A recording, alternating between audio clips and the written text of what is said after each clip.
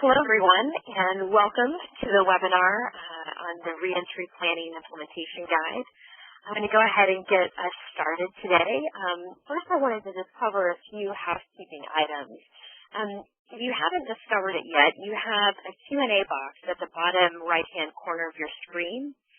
As I go through the overview of the Planning Implementation Guide, and you might think of questions or you came to the webinar with questions, if you wouldn't mind, please type your questions in that text box at the bottom right-hand corner of your screen as they come to you, and we'll take a look at the questions at the end of the presentation today, and I will answer the questions that have come through. You won't have an opportunity to ask your questions out loud today, but so if you have a question, you'll have to use that Q&A box. I'll also be giving you our contact information and ways to get a hold of us after today. So if something occurs to you after we hang up, then we still will leave you with information about how to get a hold of us after the webinar. So with that, you should be able to, you should see the PowerPoint in the left-hand side of your screen, and I'm just going to walk through today an overview on how to use the Reentry Planning and Implementation Guide. My name is Leanne Duran. I am a Project Director for the National Reentry Resource Center. The National Reentry Resource Center was established by the Second Chance Act, which was signed into law in 2008. And the National Reentry Resource Center is operated by the Council of State Governments Justice Center. We are funded by the Bureau of Justice Assistance, and our role is to provide training and technical assistance to all of the Second Chance Act grantees. And I reached out to you last week and attached the Planning and Implementation Guide because you are part of the very first cohort of reentry planning grantees that have been funded under the Second Chance Act. So I wanted to start off by saying congratulations. You are among a very elite and select group of grantees around the country. There were only 15 planning projects funded this year, and so it was incredibly competitive, and I just wanted to start off by saying congratulations that you made it into that group of this very first cohort of planning grantees. The flip side of that is that you are the very first cohort of planning grantees, and the very first group of folks to take a look at this Planning and Implementation Guide. And while it's a requirement of your grant award, we see this Planning and Implementation Guide as an evolving tool and an evolving document, so that we want to hear from you about your experience with it. We want to make it better as you use it and take it back to your own jurisdictions. And so I want to thank you in advance for working with us to help improve the guide that we're going to talk about today.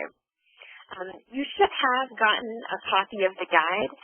After the webinar today, the webinar will be recorded, and it will be available and posted on our website after the event, so that you can share this training with other folks in your community or your jurisdiction if that would be helpful to you. And the PowerPoint and the guide itself will be available for download as well. So if you want to remind yourself about these resources, they'll be on the web.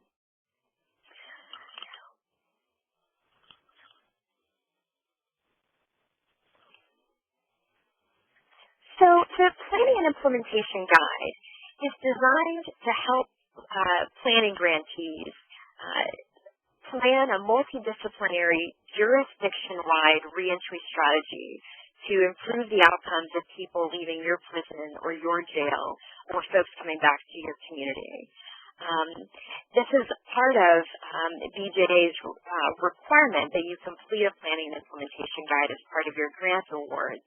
But it's also, inside that solicitation, BJA included 10 mandatory requirements that you must complete during the performance period of your grant. And so we've designed the guide to make sure that as you answer the questions, you're able to see how your responses meet the requirements included in the grant solicitation meet those mandatory requirements. So the main two purposes of this guide is to help you plan your reentry strategy and fulfill your grant requirements. We also hope that this will act as a self-assessment for you so that you can take all of the aspects of reentry and sort of whittle down your planning priorities. So you can take a look at your own reentry system that you have in place today and see how it aligns with the current best practices in the area of reentry. That assessment, that self-assessment then, we hope will help you see some planning targets for where to begin your planning activities. The National Reentry Resource Center, we will also use the responses contained in your guide to help inform our technical assistance plan and create that plan with you. As you run into questions or barriers or kind of new issues or new areas of practice for you and want information about them or want some on-site assistance to help facilitate discussions throughout your planning efforts, let us know, and I'll tell you how to do that in a minute, because we will incorporate those requests into your technical assistance plan, as well as use your responses to help identify areas where we might be able to be useful to you. We also hope that at the end of your planning process, you are strongly positioned to compete for implementation dollars that may be offered by the Bureau of Justice Assistance. BJA has not yet defined how they will award implementation dollars to planning grantees, but their hope continues to be, and I was just talking to them about this yesterday in a meeting at BJA, that they will fund implementation projects out of this planning grant cohort, and that funding could come in two ways. One way is that they could ask you to recompete through polls for implementation funding. That is what we're hoping to avoid, where you kind of thrown sort of back in that pool with all the other folks around the country responding to BJA's implementation solicitation. But that's certainly one way that they may fund your implementation project. The second way that they might turn your planning grant into an implementation grant is through a continuation award. And that's certainly what we're hoping for, is that at the end of your planning period, with the materials that you send to BJA, they will use that to inform their decisions about providing you continuation funding to implement the strategies that are described in your plan. So those are the two ways that it may occur, but I wanted to just let you know that decision has not yet been made. Either way, we hope that by going through this planning process, you're better positioned to compete for those implementation dollars. But the guide is really only designed to be a starting point for you. I know that you have in your jurisdiction a reentry process, reentry programs, a reentry strategy already in place. I mean, most of you, by taking a look through your grant applications and just knowing some of you in your jurisdictions, are already doing a lot around reentry. And so this is really designed to kind of give you a chance to take a look at what you built, take a look at areas that you might want to improve, or get you started thinking about things which you might not have considered before. So we've tried to make that process. We've tried to design the guide to deliberately take you through kind of that thinking process, and again, use this guide as a way to prompt discussions in your jurisdiction and in your county or your state. As I mentioned, we hope it will help you identify areas where you can focus your planning efforts. Well, we also hope that this guide will be useful to you as you communicate to some of your key stakeholders, whether those are elected officials or folks from your executive office or some of your key constituents, about all of the work that you're doing under the umbrella of reentry, and so that you have a way to share with folks what you have accomplished and what you're building in your progress along the way. And then the last area, and I've mentioned this as well, is perhaps it will help you think about new reentry strategies that you want to put in place or test in your jurisdiction.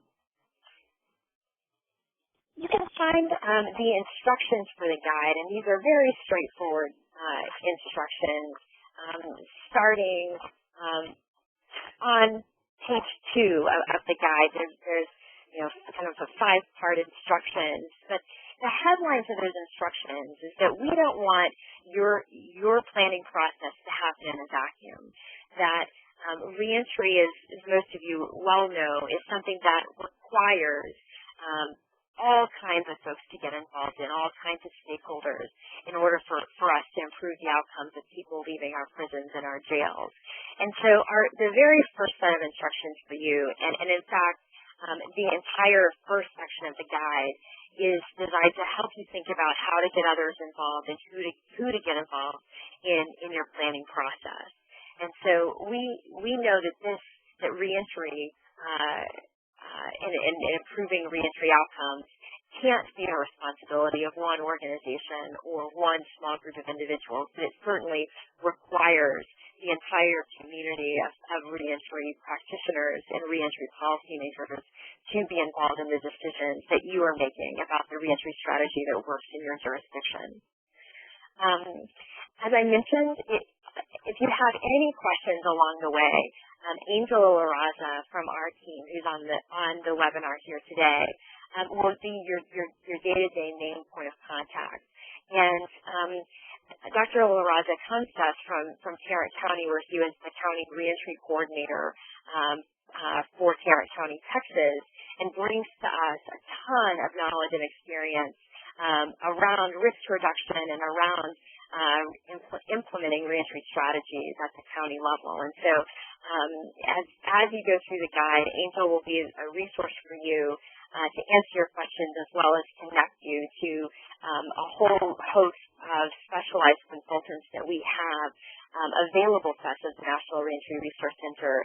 If you have a particular question around your employment strategy or your substance abuse behavioral health strategy, or et cetera, let us know, and we can connect you to folks with that specialized expertise as well. As it mentions in the guide,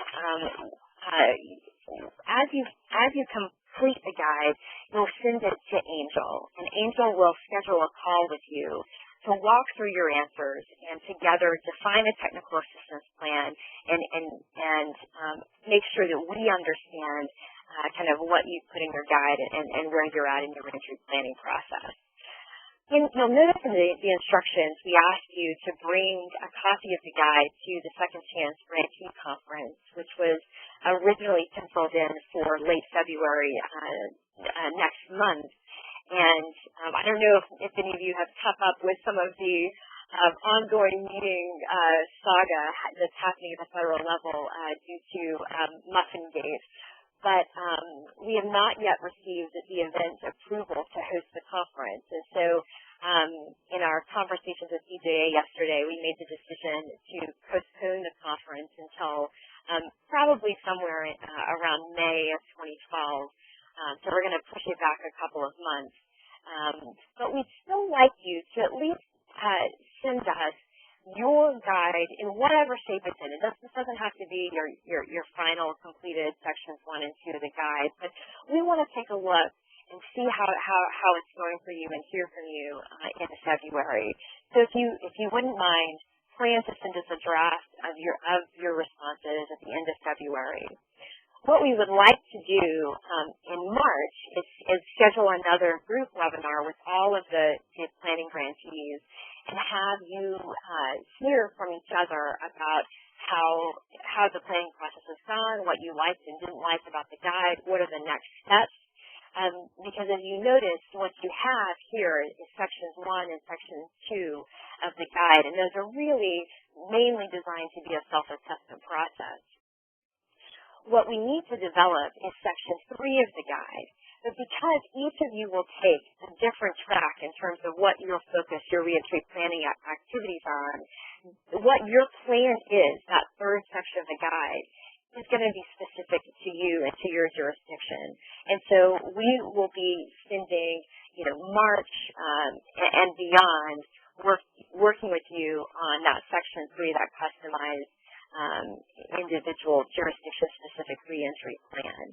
And so we want to be able to take a look in February, get you on the phone or get you on a webinar with the other planning grantees so you can hear how other folks have approached this work and use that as a kickoff for the last part of the planning process.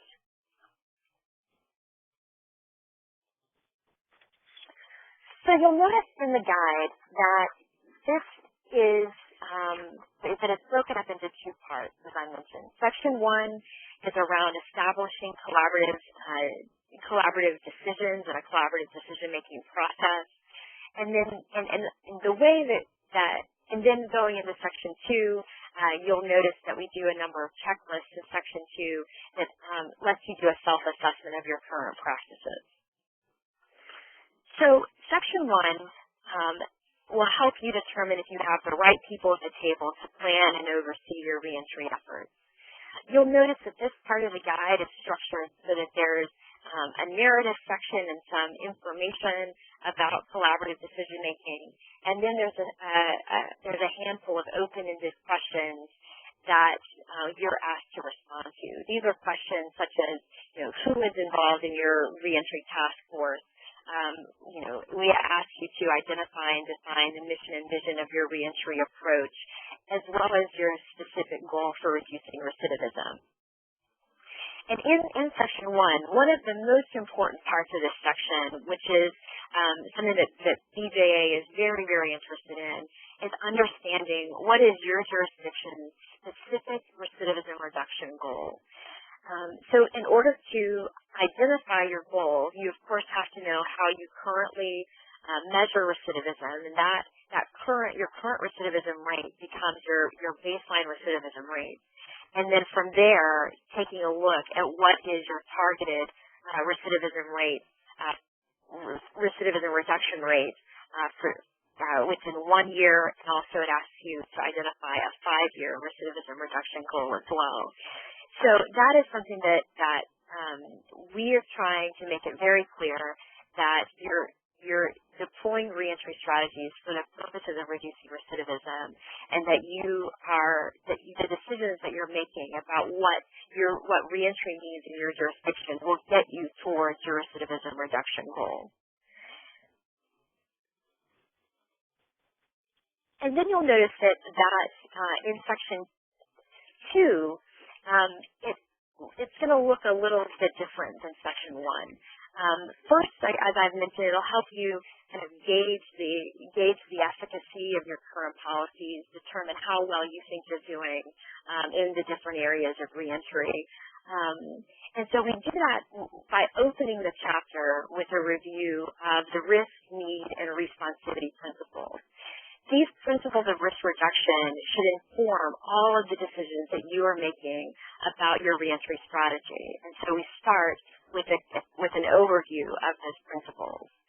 And then we go into a series of checklists that are organized around 7 key decision points in your reentry system for you to kind of break down the universe of reentry, focus on these key 7 decisions that your system is making, and breaks them down into a series of checklists for you to go through. Because risk reduction and recidivism reduction is so important, I wanted to do a quick overview while we were all together to make sure that this language was familiar to you. This is something you'll certainly hear a lot of, and I'm sure many of you already do trainings on risk reduction, and this is old hat. But I wanted to make sure that at least in your first contact with us, that we had a chance to go through these principles and ask any questions that you might have as we go forward. So the first principle is the risk principle, and the way that we define it, which is a common way that the field defines the risk principle, is it tells us to focus our supervision and our service resources on the people most likely to commit crimes. So we really want to target our reentry services at the people likely to fail when they're released from prison or jail. And so the starting point for an effective reentry strategy is one that focuses on people most likely to commit crimes.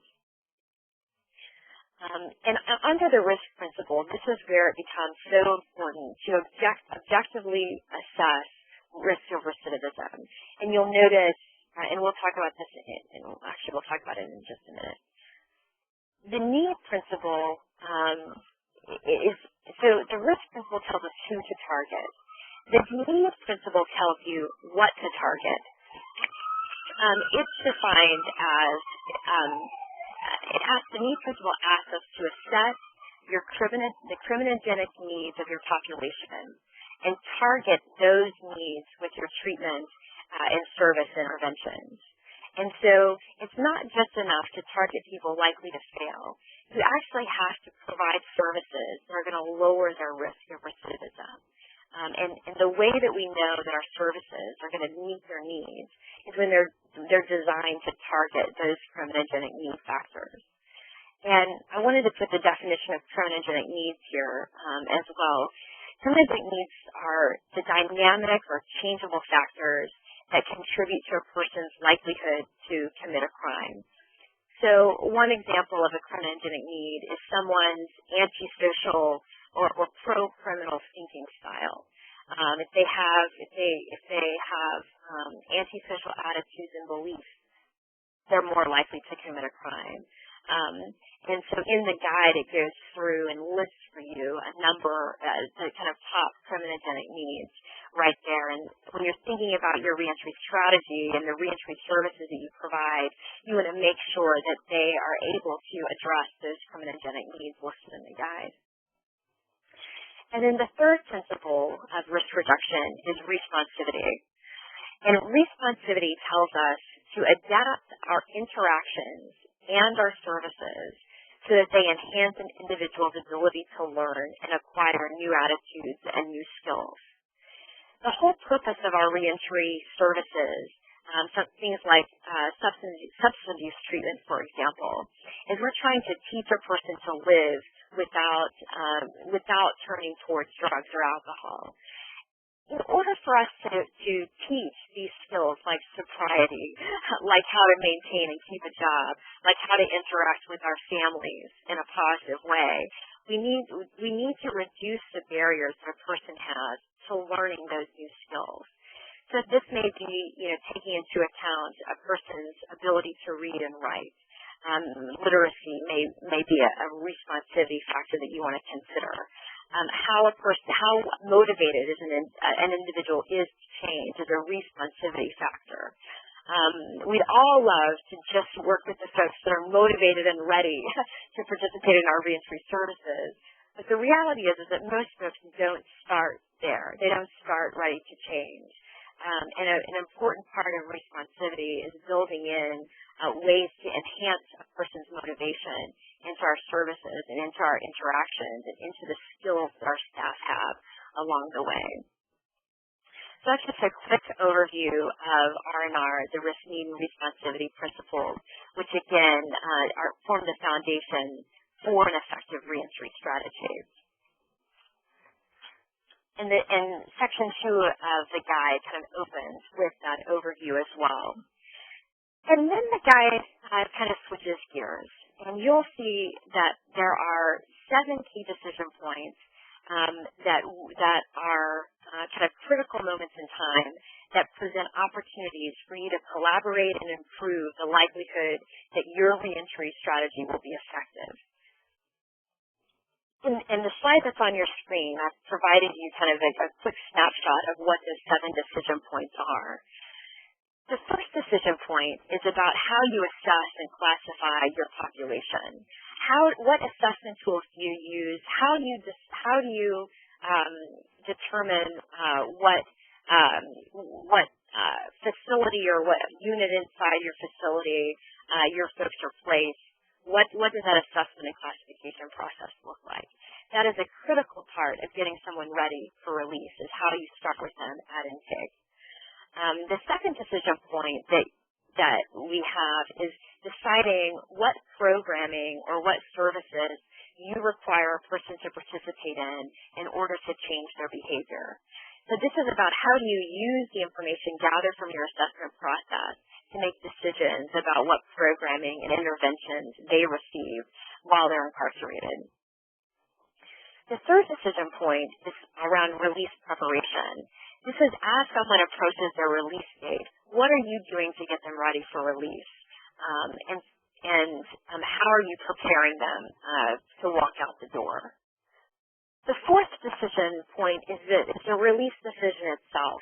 How are your release decision makers, what information are they using to inform their release decision? Do they have access to the assessment information that you do? Do they incorporate that into their release decision? Are they looking at taking into account whether a person is high risk or low risk? Are they taking into account the services or programs that they participated in prior to release, or the services and supervision they will get upon release? The fifth decision point is the community-based supervision and services that a person will receive when they go back home. Are your supervision officers using effective supervision strategies? Is your probation or parole population accessing the services that will help continue to reduce the risk? The sixth decision point is around revocation decision-making. So as a person demonstrates non-compliant behavior or violates supervision conditions, how do you respond to that behavior? What are your sanctions, and how is that structured in your jurisdiction? What incentives do you provide to encourage compliance and to encourage someone to successfully complete their term of supervision? And then the seventh decision point is about that ultimate handoff. So a person is completing their term of supervision. What happens next? How are they making that handoff into the community and family members that will continue to support them once they're no longer under correctional control? And in the guide, we'll take you through checklists for each of these 7 decision points and ask you to take a look at the policies and practices that you have in place in each of these 7 areas. And I wanted to show you just an example of how this is structured. And I know you can see this in the guide, but I thought I would highlight it here. Every decision point has a goal so that you can understand what the checklist is designed, trying to help you achieve and trying to kind of point you towards. And in decision point number 1, the goal of assessment and classification is to establish a comprehensive, standardized, objective, and valid intake tool and intake procedure that can be used to assess an individual's strengths, risks, and criminogenic needs upon admission to a correctional facility. And so again, we're trying to point you towards the best practice. That if everything was going exactly as you wanted it, this is what your assessment and classification process would do for your system. In each of the decision points, we also connect you back to resources that were published in the report of the Reentry Policy Council, which, if any of you have ever seen it, it's a giant kind of everything you've ever thought about or would want to know in the area of reentry compiled in this report. And so we've broken up this report and aligned it with each of these decision points so that you have access, to kind of key information or other resources as you think about this area of practice in your jurisdiction. And you can find that report is turned into an online tool at reentrypolicy.org, and you can take a look at it as well. So that really kind of takes you through the nuts and bolts of the guide. I hope, and I wanted to show you just an example of what the checklist looks like. So it's really a scale for you to decide, how fully implemented each of these elements are in your jurisdiction.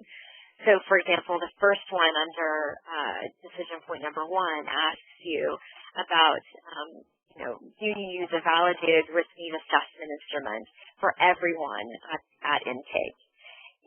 And you would write, you would check 1 if that's not at all in place in your jurisdiction, or, all the way up to 5 if you know that every person coming in goes through, is assessed using a validated tool in your jurisdiction. And so we made it a range because we know that some things, you want to improve on, even if that element, it is in place by policy. It's not being executed to the degree that you want it to be in your area.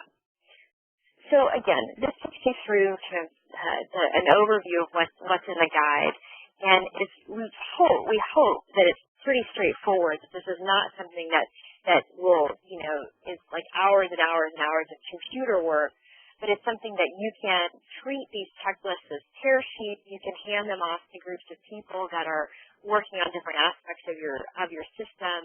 You can circulate it around to get feedback from folks.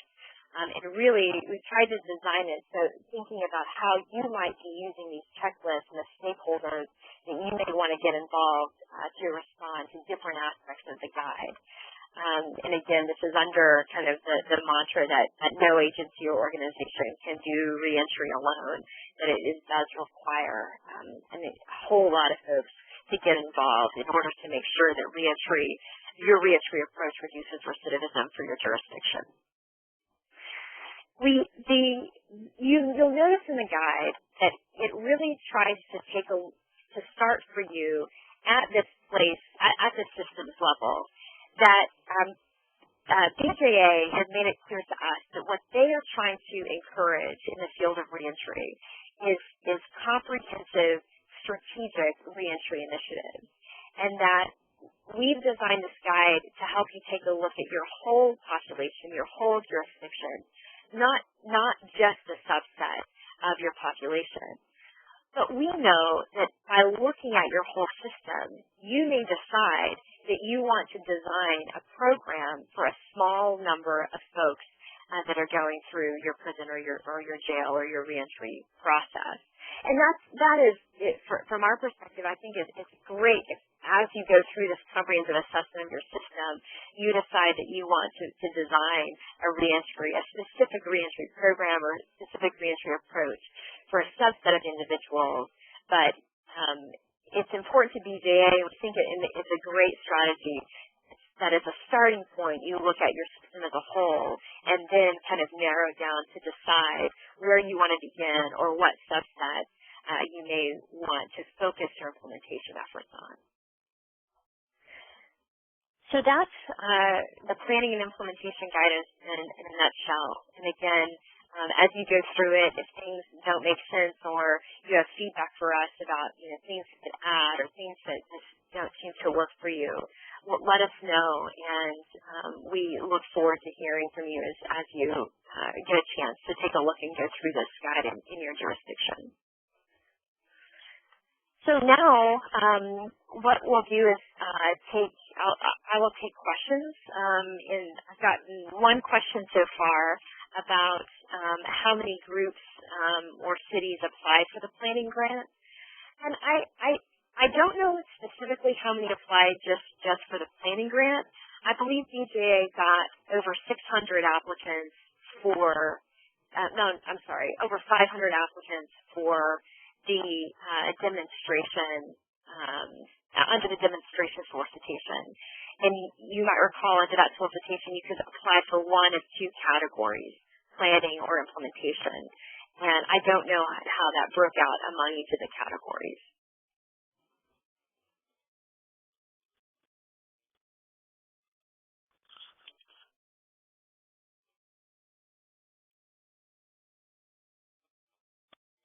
So if you want to type in your question, or that now would be the time, or anything.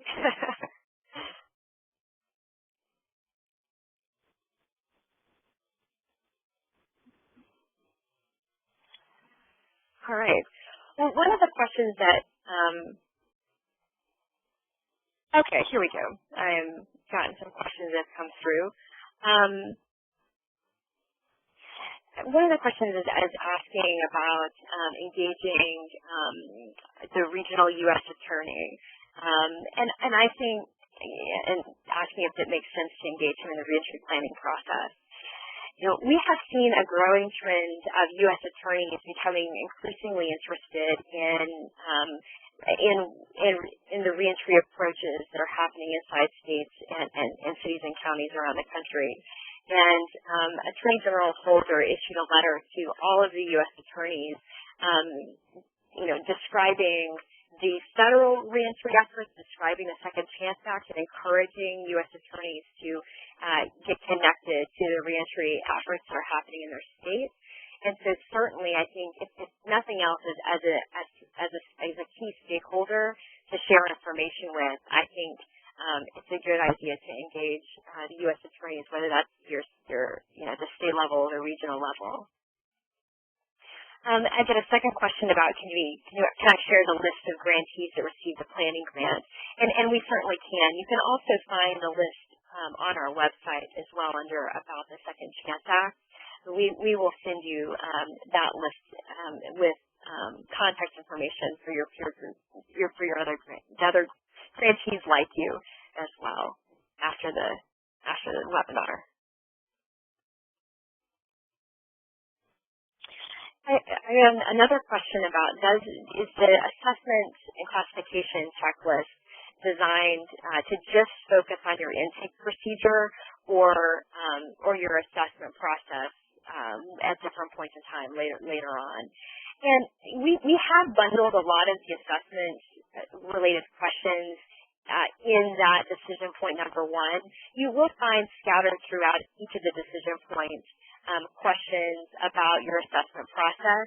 But if you want to think about that assessment and classification checklist, it's really the only place where we ask you specific questions about your assessment tool and the types of information that it screens for. So that would really be something you could think about answering from beyond just intake, because you're not going to see that at later points in time in other checklists.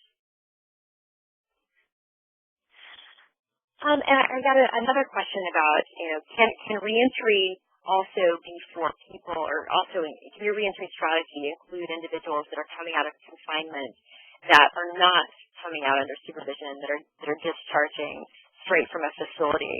And absolutely, yes. Certainly, we want to make sure that we, have the questions there for your population that are going through, releasing onto supervision.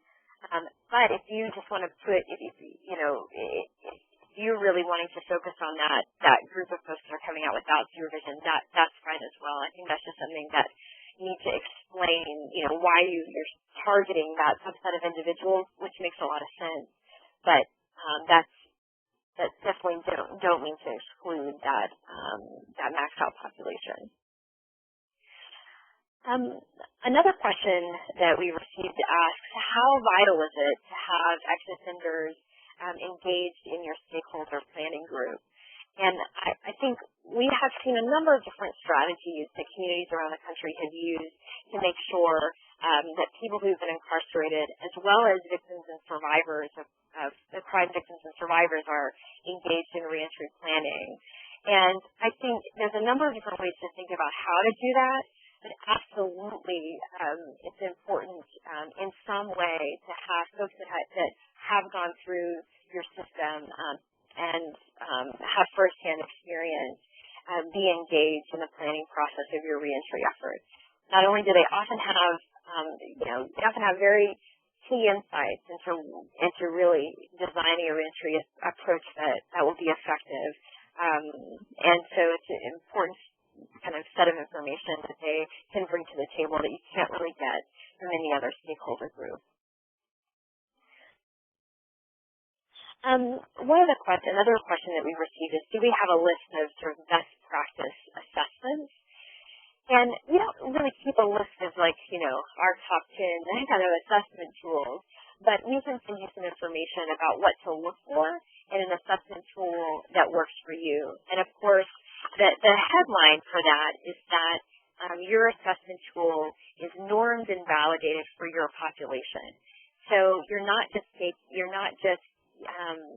you really are looking at how well your tool is predicting for you. And so all norming and validating means is that the folks that score out as high risk on your tool, actually are returning to prison or failing upon release at higher rates than the folks that score out as low risk. And so in order for a tool to be telling you anything meaningful, it has to differentiate between those different populations, high and medium and low risk groups. And so when we are looking at tools and which ones are good, quote unquote good or bad, it's really about the fact that it has been normed for your population and is useful and actually predictive for you. So we can send you some things to think about as you're selecting a tool after the call as well.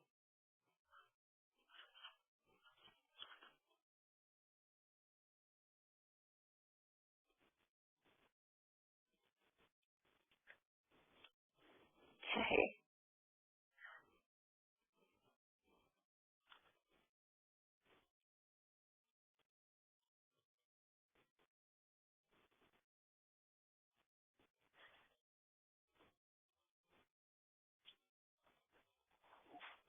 Okay. One of the questions we have is, do decision points 1 through 7 need to be completed by February? And how you complete the guide, I know is going to be different from place to place. But we would like to see at least some kind of preliminary information for the guide as a whole. And it doesn't have to be something that has been thoroughly vetted by folks yet, or you haven't necessarily gotten all of the information to answer all of the checklists. But would like to see kind of where you are with each of the 7 checklists by the end of February. And again, not something that is like your final and done, or there may be parts that are incomplete because you're still in the process of gathering it. But we would like to see what you have for all sections of the guide by the end of February. And I have another offer. I have an offer to share one jurisdiction's analysis of your assessment tools that might be useful and that other folks might want to know about. So if you wouldn't mind sending that to Angel and I, we can get that out to the other planning grantees as well. And if that goes for any of you, if you have any tools or resources that have been helpful for you, or that you have developed that you think someone else might be interested in and you're willing to share, please send that over to us, and we'll make sure that it gets in the hands of the other planning grantees. And then we may even come back to you and ask if we can distribute it more broadly, but would certainly ask for permission before we did that. But we would love it if you would share example policies or example procedures, example organizational charts, or whatever it is that you have that you think has been really good for you or good practice for you. We'd love to see that and share that with others. Okay.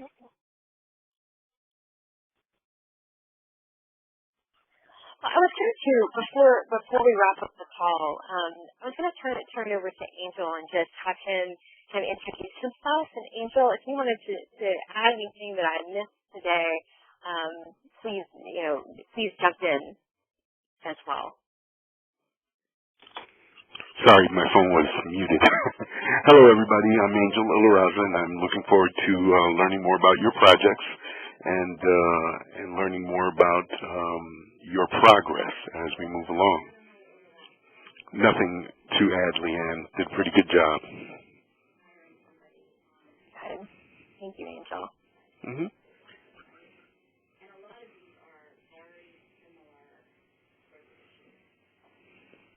Okay. Well, with that, I don't see any other questions coming in. And again, if you think of something after we wrap up the webinar, please, shoot us an email, and we'll get back to you. And I know I promised to send around a number of follow-up items after the call as well, so we'll get that around to folks. I'm also going to share with you some of the follow-up materials that were requested out of, you know that you had two kind of time options to participate in this webinar. So just to keep everybody in the loop, I will send around to you the follow-up items that came out of the webinar that happened on Monday as well, just so everybody has all of those resources. So I appreciate y'all getting on the phone with us today and joining this conversation. Again, if you haven't taken a look at the National Reentry Resource Center website, there's a ton of information there that you can, that's all free, that you can take a look at. I got one last question here that someone asked if the site visits, if we might be able to come on site or bring someone on site.